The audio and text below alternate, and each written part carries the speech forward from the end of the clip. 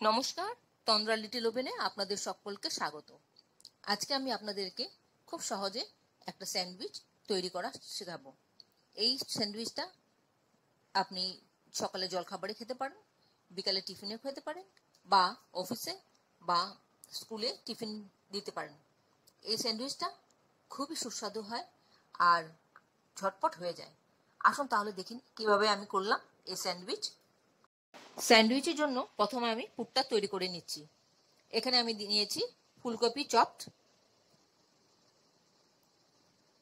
কড়াইশুঁটি নিয়েছি ফ্রোজেন, আর নিয়েছি গাজর চপড, ফ্রেঞ্চ বিনস নিয়েছি, আর নিয়েছি বয়েল পটেটো, আর একটা গ্রিন চিলি চপড করে নিয়েছি। আর এছাড়া যা যা লাগবে আমি ধীরে ধীরে বলতে থাকবো। কড়াতে আমি প্রথমে সর্ষের তেল দিলাম 1 টেবিল স্পুনের মতন। এর মধ্যে আমি একটা শুকনো লঙ্কাকে ছিঁড়ে দিয়েছি আর একটা তেজপাতাকে ছিঁড়ে দিয়ে দিলাম। এরপর আমি এর মধ্যে হাফ টিস্পুন 5 ফোড়ন দিয়ে দিয়েছি। এবার ফোড়নটা হবে, ফোড়নটা থেকে যখন সুন্দর একটা অ্যারোমা বেরোতে থাকবে ততক্ষণ পর্যন্ত অপেক্ষা করব। অ্যারোমা যে বেরোতে শুরু করবে তখন আমি একে একে এর মধ্যে প্রথমে দেব আমি কাঁচা লঙ্কা চপড, যাতে এর ঝালটা বেরোয়। তারপরে দিলাম ফুলকপি,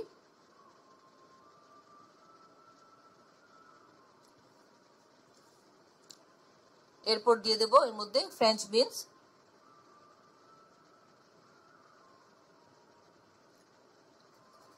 গাজর। সব জিনিস আমি ধীরে ধীরে এক এক করে দিতে থাকবো। এরপর দিলাম কড়াইশুঁটি, তারপর স্বাদ অনুযায়ী নুন দিয়ে দিলাম। এরপর একটু নাড়াচাড়া করে নিচ্ছি যাতে নুনটা সবকিছুর মধ্যে মিলেমিশে যায়।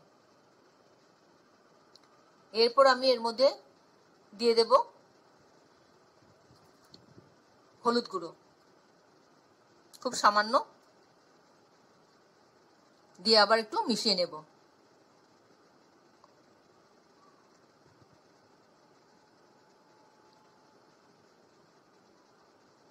খানিকক্ষণ এইভাবে মিশানোর পর আমি এর মধ্যে দিয়ে দেব একটু হিং, বেশি না, 1 চুটকি মতন, জাস্ট ফ্লেভারটা আসবে সেরকম।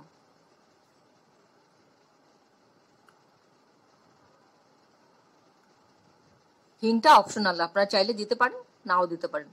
তারপর এর মধ্যে দেব কসুরি মেথি, হাফ টিস্পুন মতন, একটু হাতে ঘষে দেব,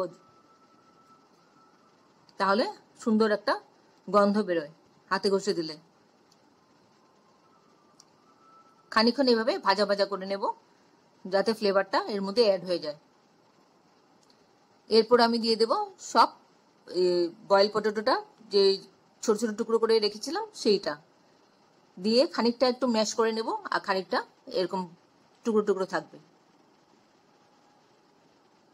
তাহলে একটা বেশ বাইন্ডিংস এর মতন হবে। এইভাবে খানিকক্ষণ ভাজা ভাজা করলে আমার পুরটা রেডি হয়ে যাবে। পুরটা তৈরি হয়ে গেছে, এবার স্যান্ডউইচটা তৈরি করব। এর জন্য এখানে আমি কিছু স্লাইস ব্রেড নিয়ে নিয়েছি, আর নিয়েছি এখানে কিছু বাড়িতে তৈরি করা ছানা, যেটা কটেজ চিজ বলে, সেটা স্লাইস করে নিয়েছি। প্রথমে আমি স্লাইসের মধ্যে মেয়োনিজ লাগিয়ে নেব। আপনি চাইলে এর মধ্যে টমেটো সসও লাগাতে পারেন, চাইলে বাটারও দিতে পারেন।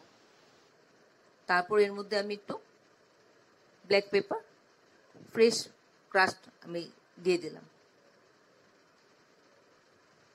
এবার উপরে একটা স্লাইস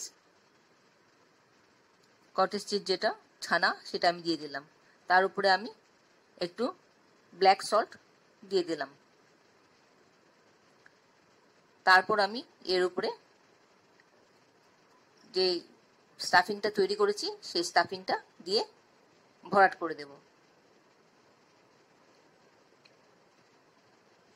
আর আরেকটা স্লাইসে আমি আবার মেয়োনিজ একটু স্প্রেড করে দেব। মেয়োনিজটা দিলে খেতে বেশি ভালো লাগে। অবশ্য আপনারা যারা টমেটো সস পছন্দ করেন তারা টমেটো সসও দিতে পারেন। একটাতে টমেটো সস দিলেন, একটাতে মেয়োনিজ দিলেন, বা দুটোতেই টমেটো সস দিলেন, যে যেরকম খেতে পছন্দ করে সেরকমভাবে দেবেন। এবার আমি স্যান্ডউইচ মেকারের উপর একটু রিফাইন তেল গ্রিস করে নিচ্ছি। যাদের কাছে স্যান্ডউইচ মেকার নেই তারা এমনিতেই ননস্টিকিতে দিয়ে করে নিতে পারবেন। মিডিয়াম ফ্লেমে ঢেকে করবেন, তাহলে খুব ক্রাঞ্চি হবে, খেতেও ভালো লাগবে। তারপর আপনারা উল্টিয়ে দেবেন।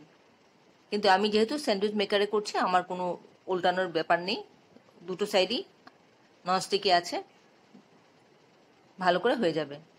প্রথমে একটা লাইট জ্বলবে, তারপর হয়ে গেলে দুটো লাইট জ্বলবে। তারপর আমি তুলে দিলাম। তুলে এবার স্যান্ডউইচগুলো আমার রেডি হয়ে গেছে, আমি বার করে নিলাম।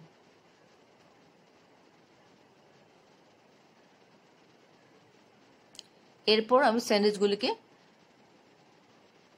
স্লাইস করব। আমি ট্রায়াঙ্গুলার শেপে করছি। ট্রায়াঙ্গুলার শেপে করলে দেখতে সুন্দর লাগে। যারা এখনো পর্যন্ত আমার চ্যানেলটাকে সাবস্ক্রাইব করেননি, ঝটপট সাবস্ক্রাইব করে নিন। আপনাদেরকে আমাদের মাঝে দেখতে পেলে ভালো লাগবে। আপনি চাইলে সোজাসুজিও করতে পারেন, বা গোটাটা এইভাবেই সার্ভ করতে পারেন। যে যেভাবে পছন্দ করেন আপনারা সেইভাবে দেবেন। তারপর আমি ডিশে অ্যারেঞ্জ করে নিচ্ছি। আপনারা কে কোথা থেকে আমার এই রেসিপিটা দেখছেন প্লিজ একটু কমেন্ট বক্সে কমেন্ট করবেন, তাহলে ভালো লাগবে।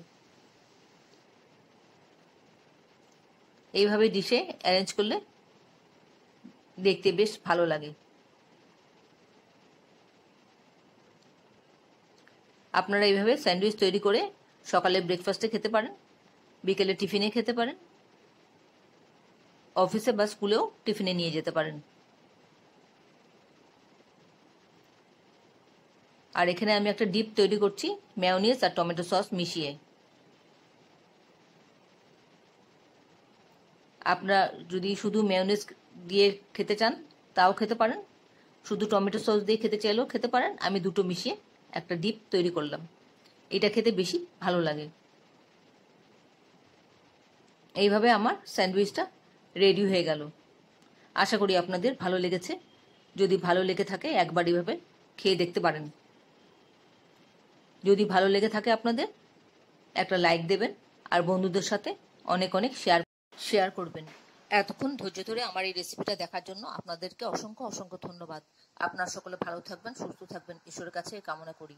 আর এই ধরনের নতুন নতুন রেসিপি দেখতে আমার চ্যানেলটাকে সাবস্ক্রাইব করে নেবেন। তাহলে আসি বন্ধু, আবার দেখা হবে। নমস্কার।